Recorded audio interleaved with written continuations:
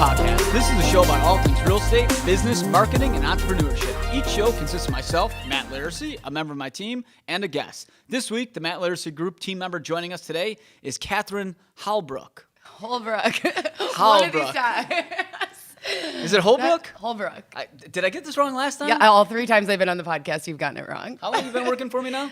It'll be 6 years. 6 years, and I still can't get your last name right. You got it. Okay. Let's see if you can get Katie's. Yeah, name okay. for this. Well, this week, episode 9 is called Two-Stage or Not Two-Stage, and this week we have Katy Anastos. Right? Yes? Nice. Very good. Previous name was Campbell in her old life, now Anastos, see? So Katy is our stager with Glam House Staging. Oh, how did you come up with Glam House Staging? I was looking at other staging companies and their names, and I felt like they were a little flat and to the point, and I thought we needed some flair. So you thought you needed some glam? Glam. Okay. So we got a little. See, when I think Glam House Staging, I think like that one Instagram filter where there's like stars coming down. That's kind of what I think about when it happens. So, Katy, I got to know you personally through an underground drinking session when we were at a party one night. For those of you guys that don't know, Underground is a nightclub, and I never go out. But Catherine was ordering rounds of shots, and we became best friends after that. Yeah. But we got to know you because Catherine and you are pretty close. Is that correct? Best friends, yep. I was her maid of honor. You were made best friends, like BFFs? BFFs. Like hashtag BFF, Yep. like kissy face smiles? Forever. Yeah. Okay. How did you guys get to know each other? So we met, years ago. Katy, so it's kind of like a long, twisted story, but through Let's a mutual, do the short version. So through a mutual friend, Katy was living in Madison, Wisconsin. I had moved up to there. I was maybe gonna go back to school up there, and was working at a restaurant for 6 months, and was working at a restaurant. Katy was at school up there, so we used to hang out up there, and then we both moved back to Chicago and hung out since then. Okay. Sounds like a very uninteresting story. So It was really fun back then. Katy, what I want to talk about is just kind of like the whole staging aspect. And to me, I think visual learning is big. I think we've become visual learners. We have completely lost our sense of imagination. And I'm not saying that's necessarily a bad thing, but I think with the Instagrams, the HGTVs, the Bravos, all this stuff, like it's not that we want things to look a certain way. We expect them to look a certain way. And I think kind of like first impressions leave kind of the longest impression on you when you walk out of there. So like I think a lot of people are looking to have that nice warm fuzzy feeling when they walk into a place. And 4 or 5 months out of the year, we're in Chicago. You walk into a vacant property. It's cold out. It's dark after 4, and you kind of don't really, you can't really visualize the place, and it kind of feels a little bit cold. And I think when we're selling a property, I personally feel it's much, much more difficult to sell a property vacant than when it is staged. So, getting into all that, like, how did you even get involved in the staging business? So I started staging. My husband is in real estate. He was flipping houses, and I started staging some of those properties. And I just kind of decided I would try it on my own, see what we could do. I was really hoping maybe to get 1-2 jobs a month. I didn't know what would happen, and it just took off from there. So how did you take it from the 1-2 jobs to like how many are you doing on average now? We're doing between 20 and 30 a month. Okay, so that's a 20 times growth. Yes. How long's the business been around? 2 years. Okay, wow, that's so less than 24 months in. We went from 0 to 100 really quick. How are you able to how are you able to grow so quick? I started my business through Thumbtack. I don't know if anybody's familiar with that. It's kind of like Home Advisor. I had gotten a few jobs through there, networking, YPN. You guys have been huge with your referrals, and it's just spread word of mouth. And Do you still use Thumbtack now? I do. Yeah. What is Thumbtack? So Thumbtack is, like I said, it's like Home Advisor. We're professionals, and then homeowners can reach out to different contractors, and they can get bids. Okay.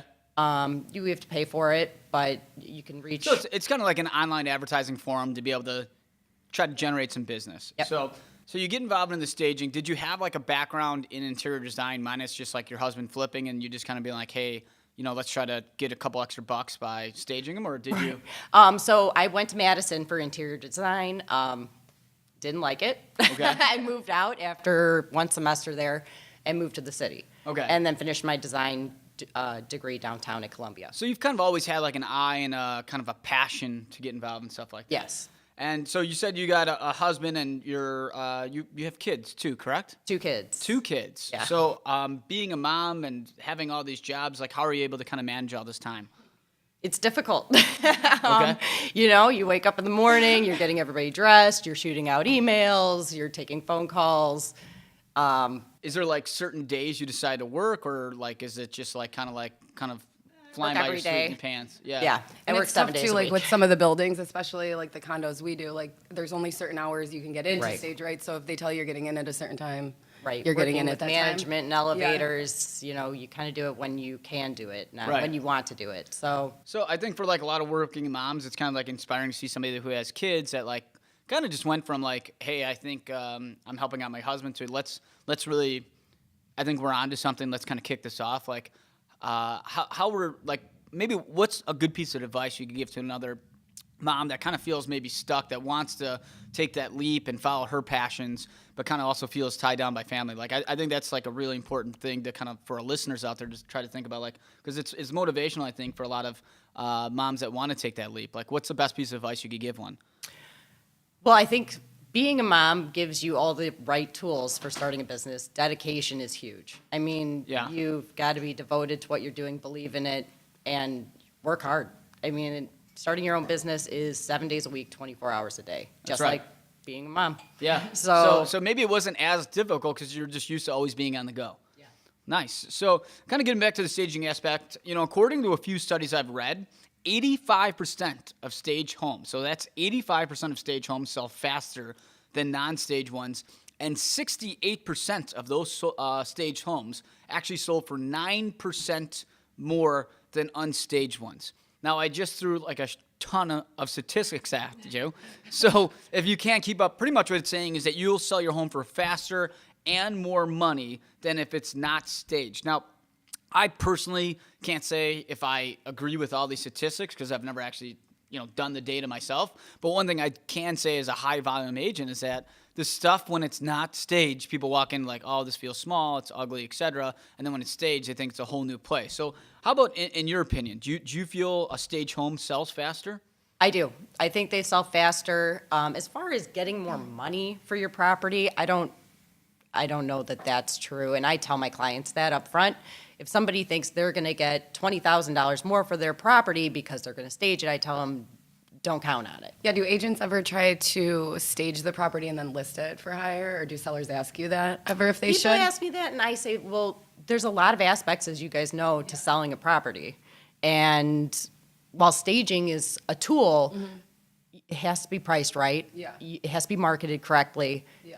There's a lot of working parts. Yeah. It's not just More of the marketing than fluffing it up, making it look pretty, and then all of a sudden Getting you're a going to ton make more money. more Yeah. money. The way I look at it is that I always tell people I can't guarantee it will sell faster for more money, but I will say that it's less likely I have to do a price drop. And I always say that, hey, let's say it costs, and we're going to get into pricing a little bit, but let's say it costs $3,000 to, stage your place, but I don't, and it sells, but like it sits on the market for another month and we have to drop it $5,000. And most sellers aren't going to think twice about dropping the price to get it sold, but I say a lot of times it allows me to not have that price drop. So I do personally see some advantages. Like, what do you think is the biggest advantage to staging? Well, that exact reason. You want your property to sell fast. Nothing is worse than a stale listing, right? You don't want something sitting on the market for a long time. Correct. So people selling their homes, get it ready, get it sold, get it staged, it's going to sell faster. I have a lot of clients that call me, they've already had their house on the market for 5 months. It's Right. a stale listing. Then Right. they think of staging, and it's worked. And it sells. Yeah, some sellers don't get it up front, and I understand because it's been a seller's market for such a long time that, and not everybody's an expert at it, and real estate's one of those businesses that's odd that everybody is an expert in it because most people have either bought or sold a home, so they assume that they already know more than you. So every now and then there's a learning curve, and a seller's got to go through that on their own. So, it can be a little bit difficult. Like, what about like the different aspects of staging? Is there different like levels of staging or options? Like, how does that work? Absolutely. We price everything based on the property. And what does that mean? Well, there are higher end listings, and those are going to cost more to stage, even if it may be the same square footage as another listing, because it is a higher end property in a certain area, price point.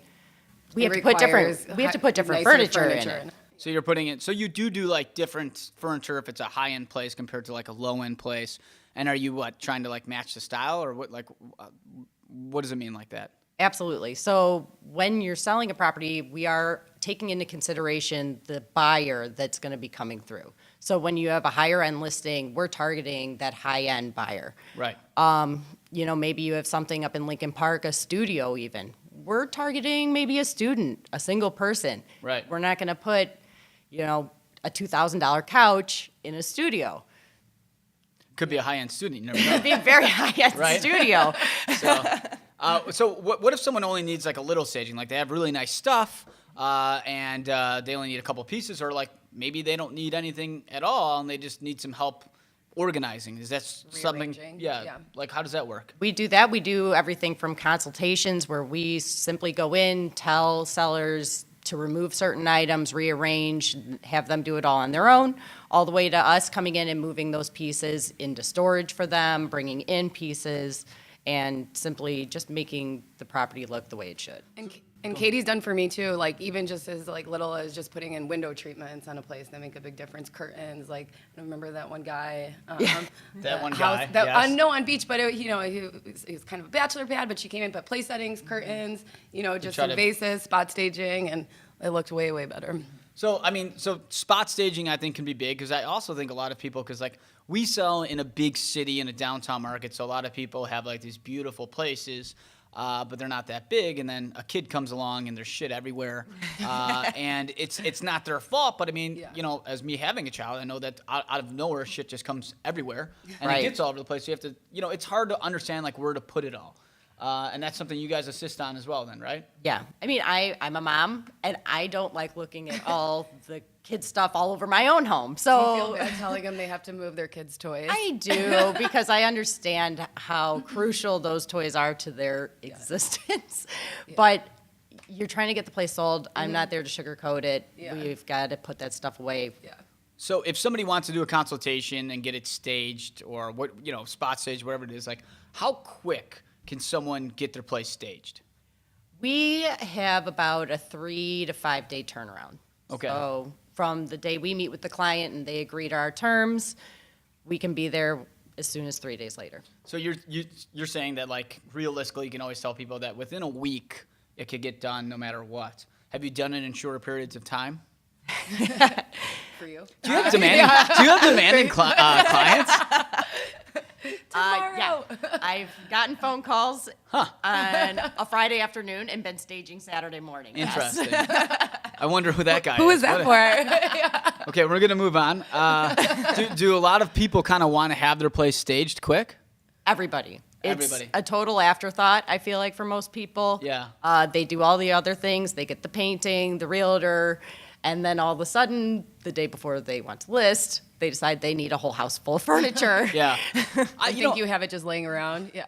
Snap my fingers. Yeah, I think it is because like we are kind of like that kind of like goldfish society. Everybody's kind of moving really, really quickly. And one thing that I personally do notice, and I'm not saying like as a bit of advice for you, but like we've been more listing heavy this past 12 months than we have the 12 months prior. And the next 12 months will be more for us. But like one thing I've noticed is that I feel like the fall and winter markets, sellers tend to be a little bit more planners. Mm-hmm. And the staging is more like, hey, Katy, in the next 5 days, what do you have open? And I do feel from February to May, people are like, hey, they'll meet with me and they'll be like, I need the place staged tomorrow morning. Right. I'm trying to, as we head into 19, personally trying to game plan, like, how can we make this so it's easy? Tell our stager about a listing appointment ahead of time or stuff like that. But like, it is difficult. And maybe they're just not as planned. But I do see like people have a little bit more sense of urgency to getting in on the market. And that's a big, big thing. Have you noticed that? Because obviously you work with us, but when you work with, you have a huge arsenal of other agents. Do you feel that is true, like spring, winter time differences? Yeah, I mean, just even right now, I have a lot of people calling me and booking for January. So they're planning ahead. I think that's great. However, I'm kind of used to the fly by the seat of my pants, get it done in a couple Right. of days. So it's throwing me off a little bit. Right. But I appreciate the planning now. Yeah, I do anticipate as soon as January comes around, it's going to be back to meet, send the quote, stage 3 days later. It's interesting you said this, so and kind of off topic on the staging, but one of the things I've been telling all my clients, and what I say every year for the last 3 years, is that the market is very seasonal lately because we have more renters in Chicago than buyers. And from January 15th, okay, to June 15th, it is a seller's market. And all I've personally been doing lately is at least once a day for the last 6 weeks, been meeting buyers to have our consultation, and they want to start right after the first of the year.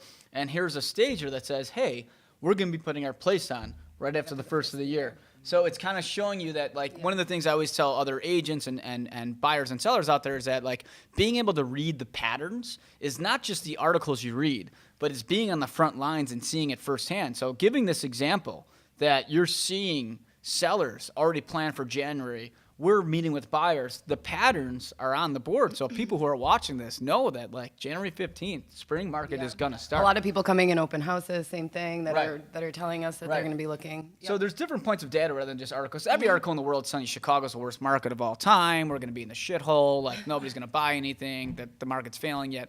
You turn around and they're buying or they're building left and right, and you're seeing a lot of people buying. So I think that, the press a lot of times can be very negative on things. So getting back to some of this stuff, what about costs? Cost is a big issue. Like, what are the different levels of cost? Now, I know your cost well, actually, let me back that up. Is your cost the same? Do all stagers have the same cost, or is everybody different? No, it's all over the board. Staging is not a saturated market. So, I mean, there are, I think, somewhere between 50 and 60 active stagers in the Chicagoland area.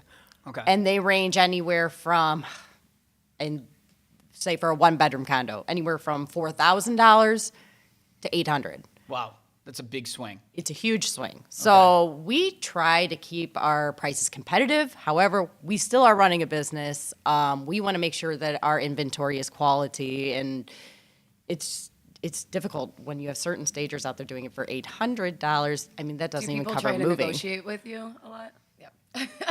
Almost every time. So so talking about, like, the negotiation stuff like that. Let's use an average for you personally, like a nice $500,000 2-bed, 2-bath condo, 1,200 square feet. What can a seller expect to pay for something like that? $2,000. About $2,000. And then is that including building fees? Because I know there's building fees as well. We do not cover the building fees. They Okay. range. Some buildings don't charge anything, and some buildings cost $800 to use the elevator. Have you been seeing? Because I feel like staging has really gotten cool, and I'm doing air quotes for people who are just listening. In the last, like, 4 years or so, it's really exploded. Okay, I think 2013, so that's 5 years actually. But, like, is when I started reading a lot of articles about why you got to stage. I do feel like in the last 48 months, I've seen a lot of buildings just be like, we're not going to charge people just to move staging furniture in. What have you seen with that? Well, with the buildings, it depends on the management. If you respect them, a lot of times they'll respect you back. Yeah. And Building a we relationship don't with them. we don't use the elevator for a full 5-hour block. Right. We take the elevator for an hour. So when I explain this to management, I try to eliminate that fee for the client. We're trying to do it fast. We don't want to be in anybody's way. So anything we can do to get those costs down, we try. Okay, and talking about the costs, you've explained that, like, why is there a difference? And I'm only asking this because you just mentioned, but, like, why is there a difference between an $800 one bedroom and a $4,000 one bedroom? Like, what would that even entail? Well, there are stagers that own their inventory like myself, and then there are stagers that rent their inventory from furniture companies. Okay, So you're talking, there's a difference in quality. There's a difference in how much you're going to be getting. We do everything: rugs, artwork, lamps, small decorative items. We want to make the places feel like home, okay. not just stick furniture in it so you can see the space. We're really going the full. Okay, and then what about, like, costs? Like, who covers the cost normally for the staging? Is it the seller that covers it? Do the agents cover it often? Like, what are you seeing most of the time? Typically, the sellers cover the cost of the staging. I do work with some agents that offer to pay for it. Okay. And not too often, but So everything's kind of negotiable in some standpoints, it might seem. What about contracts? How long does a contract last in general? our contracts are for 3 months. Yours are 3. Is everybody's 3 months, or is there like a general rule of thumb again for like the contracts itself? Again, you have some stagers that they do month to month. Okay. And other stagers will give you until sold. Okay. And then like, what does a typical agreement look like? Is it like ironclad? Is there's outs on these things? Like, what if somebody signs up for a 3-month agreement? Place goes on the market, sells in 1 day. Is there a discount for that or anything? We do not prorate. Okay. Okay. It still costs the same for us to move Okay. the inventory twice, Okay. set it up, break it down. So, Okay. and that's the point. We want it to sell fast. Correct. So, what should someone watch out for when they're interviewing stagers?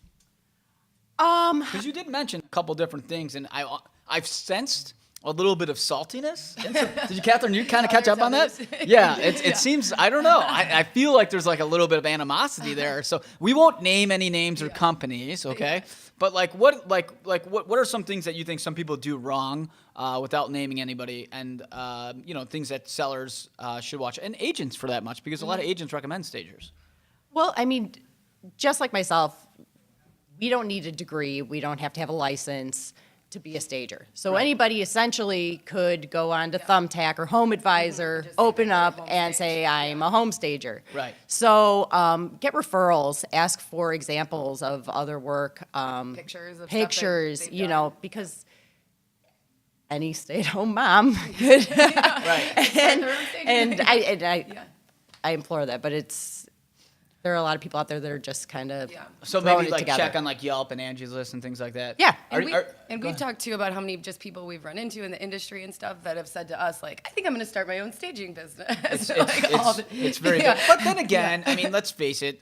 There's more I know more realtors than actual people, and like every person you walk in the street says they have the real estate license. Right. So, but that doesn't mean that they're actually doing business. So, Right. I mean, you got to kind of like consider that. So, like, are you on Yelp then and Angie's List? Do you get a lot of reviews? I'm not on Angie's List. Like I said, I'm on Home Advisor. What about Yelp?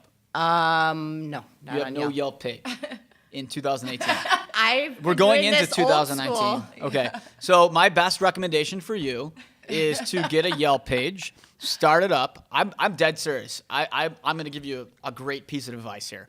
I would start a $400 a month program on Yelp that will boost your ads a little bit. And I guarantee you, I will personally guarantee you that if you do that for 6 months, the money you spend for that in the next 6 months will literally triple itself. Because Will you be her first review? I will review personally. I will be your first review, but I will tell you that a lot of people these days, they actually say people will believe online reviews more than a personal referral. And for a business like yours, I think that's essential because a lot of people will Google it. It's like having a Pinterest inspiration board and stuff like that. Like, do you guys do stuff like that to send to people, like an inspiration board or anything? Yes, we do that. I think big inspiration boards on like Pinterest and House, because House, are you guys on House at all? No. You're not on House? House and Pinterest are two, and for the listeners out there, they're like boards that you could pin certain things on. A lot of people want to see what we call inspiration boards. Like, where are you getting your inspiration from? I'm going to throw this at you. This is not in a question that I said I would ask you. But I have an idea, okay? Okay. That came to me after I wrote the questions that I would ask you. But, like, I think a lot of people want to see what you have to offer, right? And I think, like, if you did a $1 million house, if you showed, like, here's my Pinterest inspiration board for a modern $1 million house. Here's my Pinterest inspiration board for a traditional $1 million house, a $500,000 condo, etc. And if you had that on Pinterest and House, I would be willing to guarantee there's never a person that interviewed you that wouldn't go with you. And I'm not saying you're not batting, probably very well, but if you think about it, as we talked about earlier in the episode, people are visual learners now. Having these boards that people can quickly look to, it gives them a little bit more of a point of reference. And considering that those are technically the two biggest quote-unquote vision boards out there, Right. wouldn't it be a bad idea to get involved with? Just throwing it at you. Well, and you're getting bigger now, like on Instagram and Facebook and stuff. We did start an Instagram. Oh my gosh. When did you start the Instagram page? You're following me. Yes, I am. Yes. So like how many posts have you been making? You're posting daily on that? Oh, no. No, probably every other day. So like, I mean, but like a good idea to throw at you is just like, what if you were every time you stage a property, you just did a quick picture, you posted like, here's a good 2-bed, 2-bath condo, an example of what it looked like before and after. Like I think a before and after, like how you could do like the you swipe and you can see the before and after pictures. I think would be huge because the other thing, a quote unquote vision board that you can have that's live, you could direct them to your Instagram page and be like, hey, we just did, like you did 472 Superior for us. Like here's what it was vacant to here's where it is today. And for a lot of people, because I know a lot of my clients will ask, like, can I see, examples of her work? And you're like, here's my Pinterest, here's my Instagram, here's this. So depending on what your poison is, you have it. And those before and afters are super effective because I do think it is crazy when you see a place vacant to staged, what the differences is. Oh, I agree. So, and for all the people that are across the country trying to become stagers, I think that's good advice to try to think about, to try to showcase it. Because I do think a lot of people want to see what you have to offer. Because you are very intelligent in knowing in your head what it's going to look like, but the rest of us, like amateurs, we don't know. You know what I mean? Like even vision. myself. Yeah. Yeah. I mean, how often you walk in a place and you Yeah. think you'll know what it looks like? Yeah. And then she'll stage it like, oh, fuck, man, this is a nice place. You know what I mean? Like, this Well, is- even it's funny. One of our sellers even the other day said that they liked your staging better than their own furniture. yeah. And they were like, I wish we would have done this. yeah. So or like, hired a designer. yeah, so it's kind of like a good thing to do. So like, and talking about like with all the furniture moving in and stuff like that, like do places, like what happens when you get the furniture out or somebody's like, because I know we have some people that like live on the furniture, okay, because they're still living there. We won't give some examples. But what happens if it gets damaged? What happens to stagers then? So if we stage a property and there's going to be somebody living in there, I am taking that into consideration. If a piece is completely destroyed, I'm going to hold the owner accountable for that. But normal wear and tear, it's going to happen. Yeah. We've had items stolen. That's another issue Wait, from the house? from the house. A piece of furniture? How do you, I had a whole house stolen. Oh. Yeah. Like they picked up everything and left. It all. Okay. Which I guess is a compliment. Yeah. Yeah. Yeah. That's, Thought it looked what great. do you have insurance on that? Like, are you just screwed? We're fully insured. However, in that instance, it's SOL? That sucks. it's on the owners. Yeah. So what about the furniture? Like, where do you store all your furniture? We have a warehouse. Okay. That we store everything. 3,000 square foot warehouse out in Oak Lawn. Wow, that's actually like a huge warehouse. So like, how often are you like buying new pieces? Every day. Okay. Do people try to like buy your furniture or anything like that too? Like We like, sell furniture almost every day. I get Really? tired. I get tired of pieces really fast. So I'll use it a couple times. Decide I want something else. I'll sell it. Homeowners buy them, and the new buyers sometimes. Where are you buying furniture at? Everywhere. Okay. I have What's some your whole. favorite? Yeah, I was gonna say, what's your favorite store to buy from? My new favorite is Walter E. Smith. Okay. Yes. Okay. Walter E. Smith. Okay. So, but like, I mean, so there's different. So what? You're probably always like, maybe strolling through like some stores and like, is there resale stores and stuff like that too that you look at or? Yeah. There are some. I look everywhere. I bought $3,000 couches for a couple $100 Oh, wow. online from people that are just trying to unload them to buying a $2,000 coffee table at Yeah. Walter E. Smith. Yeah. So I mean, but you got to keep up with trends and stuff like that. And, Right. And talking about the style aspect, like how do you stay current with like the changing designs? Because like, in real estate, things change. You went from cherry cabinets to dark cabinets to white cabinets. Now everybody's doing blue cabinet. You know what I mean? There's different stuff. So like, how are you staying current with that? Like, how do you keep up with it? Well, I take a lot of inspiration from other designers. Okay. I subscribe to almost every HGTV, House Beautiful magazine, everything like that. So Who's your favorite designer? Oh, tough question. It is a tough question. I like Joanna Gaines. Okay. Yeah. Okay. And Catherine, who's yours? What's that girl's name from? She's got the Chip and dark Joanna hair are good. in Texas, and she's got a husband with like 25 kids. That's Joanna Gaines. That that's is her. Joanna? Yeah. Oh, she's Yeah. awesome. Like, Yeah. They just have their new collection at Target. I saw the other day. They have a collection everywhere. that girl By the way. kills it. So what's the room, if you had to pick like one room that like you like to decorate the most, is there one? The living room. The living room. Love the living That's like room. the wow shot? It is. Yeah. Okay. That's where you walk in. That's probably the most like impact. I have a chair obsession. I have. Is there certain rooms that like clients are like, you know what, we actually don't have to stage these, but Guest bedrooms. Okay. As long as they're a good size and buyers aren't going to have an issue envisioning a bed fitting in there, then I Yeah. discourage it. The master bedroom, main living areas, that's what really sells a house. So. Okay. And then like on the client side of things, what happens if a seller doesn't like how you stage it? We make changes sometimes depending on what those requests are.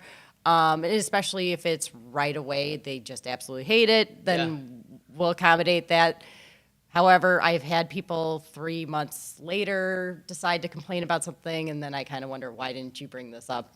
Does this Months happen? ago. Does this happen often? No. Have you ever had anybody staged it, hated it so much, and then fired you? No. Okay, well that's good. No, I've That's never good. been fired. Okay, that's I good. have switched a couch out 3 times at one property. I wonder. Was that what, Goldilocks and the 3 couches. is that the worst story that you've had to change it out 3 times? That was pretty bad. A couch Okay. 3 times is pretty bad. Okay. Okay. So you've had some. Pretty big piece of furniture. Yeah. Yeah. Do like sellers try to get in like really involved, like how they want to try to look, like, hey, I'm inspired by this, or do they kind of let you have free reign of it? I would say most of the time they let me have free reign. I mean, that's kind of what they're hiring me for. We're not interior designers. We're not doing this to suit their taste. We're trying to sell it and suit everybody else's taste. Got it. What about like agents? Are agents and sellers? Well, back it up to the agent. Are a lot of agents super involved in the process? I'd say 50-50. There are some agents that have a lot of input. Meaning, can you elaborate? You know, they think that certain pictures should be placed, and it's, and I can appreciate everybody's feedback. However, I am the expert in Sure. this department, so I mean, the way I look at it personally, I actually give 0% feedback unless I see it. And Thank you. Yeah, unless I see it and I don't like it. But one of the things I always say, and this is good advice for like other people out there who are trying to get into it, because I do think a lot of people want to prove their value. I think that's a big thing. People are like, I want to be very involved with it because I want to feel like I was the one that involved. And I almost feel like it's because they want to save face. And one of the best advice I could give to like a lot of agents, even my own agents, ask me like, should I tell her where to put stuff? It's like, you are really good at certain things, and there's gonna be things that you're not really good at, and that's life. And I know I have an ego just like everybody else, right? But like, I know I suck at decorating. I have no idea what goes with what. Okay. At least you can admit it. I mean, yeah, but like I know like vaguely if I see it, I'm like Yeah. that looks good, and I'll know something if it looks bad. Yeah. But to get from like 0 to 100, like I don't know how to get there, right? So the way I look at it is if I see it and I don't like it, I'll throw a recommendation. It's rare. I don't think I've ever done it.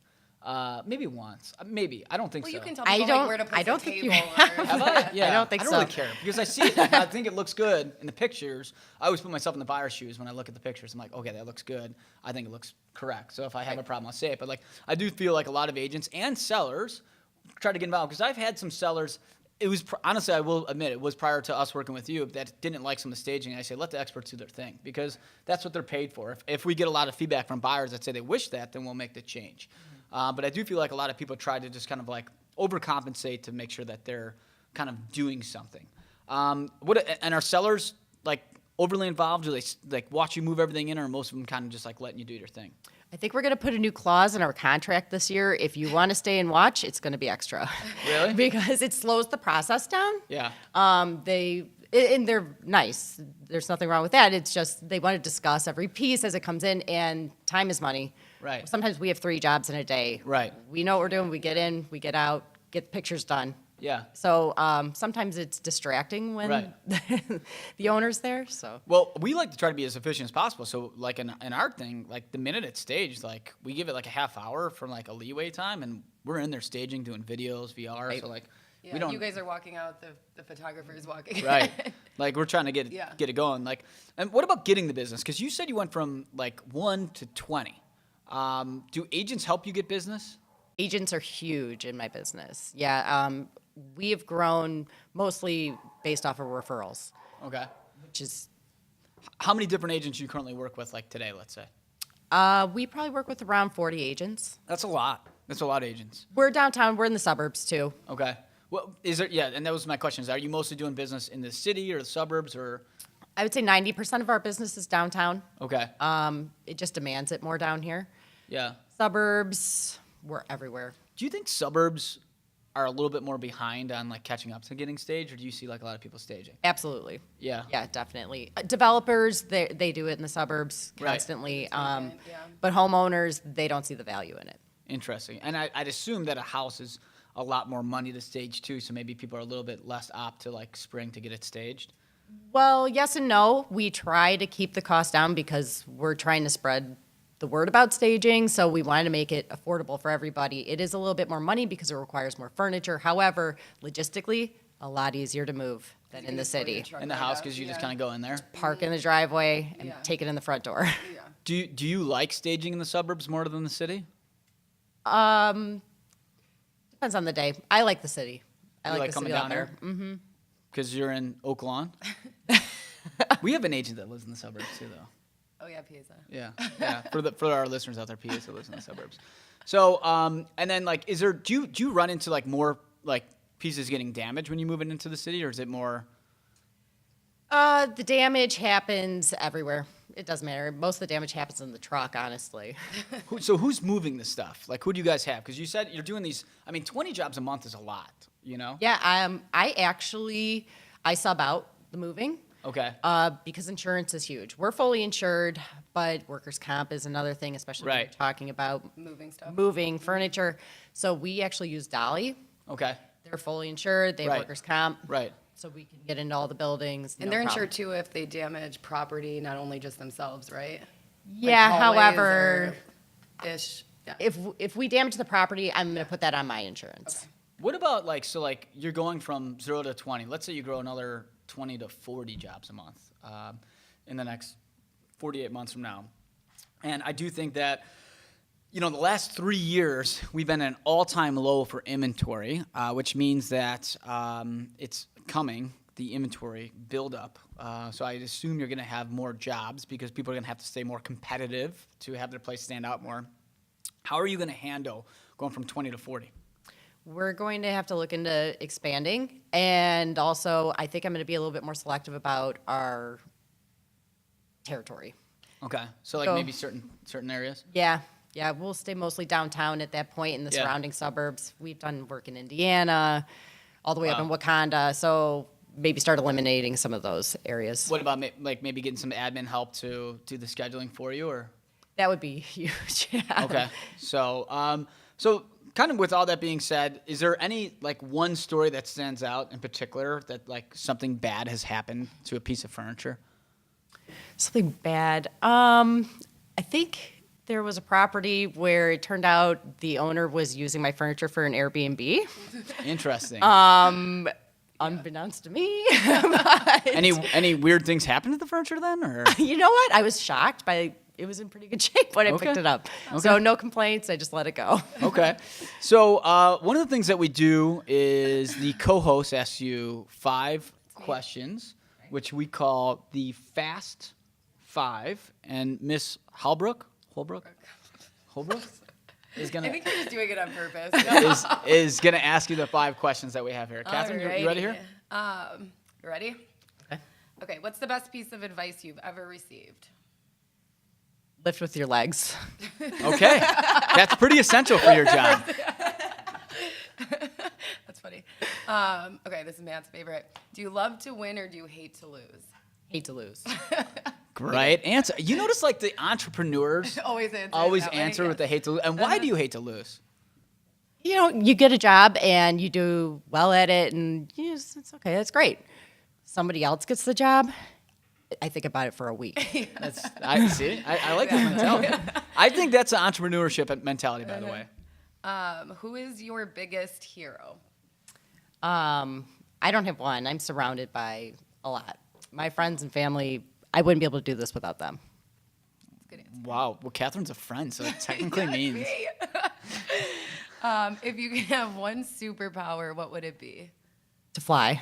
With So furniture? so I would never have to walk up a four-story walk up again. Okay.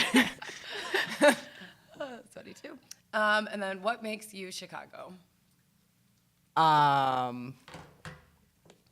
Gosh, the way I eat, probably. I eat Italian beef like 3 times a week. What's your favorite restaurant? Hooters. Man, For you guys that don't know, you can find Katy at Hooters eating wings like 4 days With a the week. Hooters girls, Yeah. the Yeah. calendar girls. So, where can people find you, and what do you want to plug? They can find me on Facebook. They can find me on Instagram. What's the Instagram and Facebook handles? And we'll put this across the screen for you. The handles? Yeah, like is it at Glam House? What is it? It is Glam House. Yeah, Staging. Glam House Staging. I could see you're very into the social media. I'm getting We're gonna into work it. on this. I'm working on it. Yeah. And your website is? GlamHouseStaging.com. Okay, and that's GLAM. Yes. Okay. Make sure to tune in our next episode and subscribe to our podcast. Thanks for listening to the Matt Laricy Project.